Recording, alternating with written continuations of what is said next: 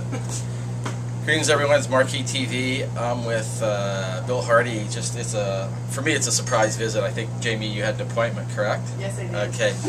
So, surprise, surprise, we're tasting some high-end wines from Hardy today, and which is a nice surprise, because Australia, I'm going to be quite frank, has taken a kick in the nuts over the last little while, because it was almost a race to the bottom, at least in this market. So I'm seeing more and more people coming from Australia here visiting. Just on Monday we had the 11 family winemakers that were here. First family were here. And when things were good, no one was around. I'm putting you on the spot and putting the reps on the spot. But anyway, we're tasting this Heritage HRB. What is this? Heritage Reserve Bin. I mean, and why we call it Heritage Reserve Bin, we're going back to the golden era, or what we think of the golden era of Australian wine making, when Max Schubert started making Grange, when all those wines originated. One of the things lots of Aussie winemakers did was they would blend a small parcel from one area with another. Yep. Classic was Hunter Shiraz with Coonawarra Cabernet. Yep. Often Central Victorian Cabernet with South Australian Cabernet from Coonawarra or Chateaurenella, just to make wines that are a lot more complex. So these wines, we're doing exactly that. In this wine we've got the two classic Cabernet areas of Australia these days, Margaret River and Coonawarra. Yeah. One giving more the aromatic lift and the stylishness to the wine, and then the Coonawarra giving the sort of the power behind it. Right. I like, there's a kind of bitter sweetness to the wine. I really like that. Yeah. You know, Australia, I've had 1962 bin 68 or 68. I've had that a couple times. Yeah, and you know, this is what's happened here in North. I would say British Columbia, and North America, United States, is that these iconic wines have never been tasted here. I don't want to say never, but rarely. They always talk about Grange. When I was in the Clare Valley, I went and tasted with a guy called Tony Brady. You may know who he is, right? Yeah, Mr. Wendouree. You rarely see the wines. I've sold them here before. To get Wendouree, you know, someone's got to die, because he's got a mailing list, and to get on the mailing list, someone's got to die. And if someone sells, thanks, Leah. This is this wine here. But if someone sells their wine off their mailing list on the block, he cuts everybody off. Yeah. He did that when I was there. He was furious. So, all you wine lovers, do you want to grab the one with the silver label? So, if you're thinking Australia makes, you know, these insipid critter wines, they don't. Unfortunately, they've all been tainted. Now you're seeing them come back into this market. But you know, what can I say?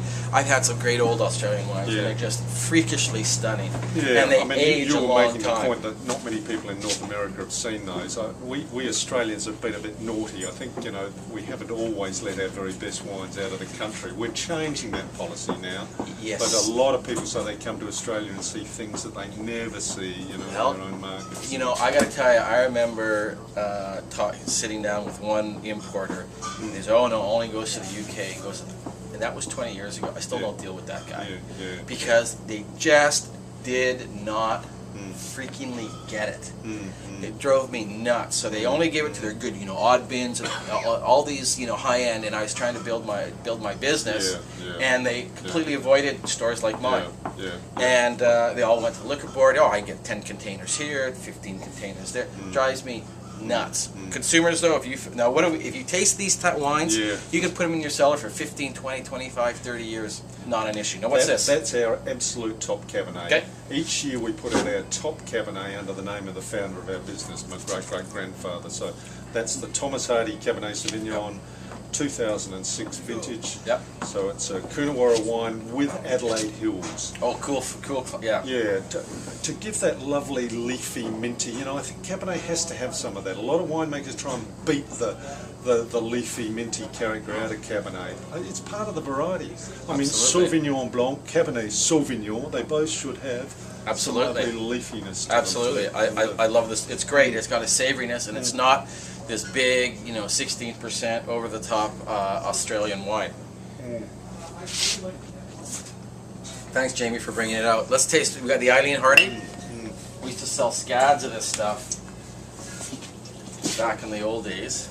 Haven't seen it, geez. I guess for as long as I haven't had hair. Yeah. That's a long time. Not as long as me. No. Not as long as Two me. founding members of the Bald Bastards Club.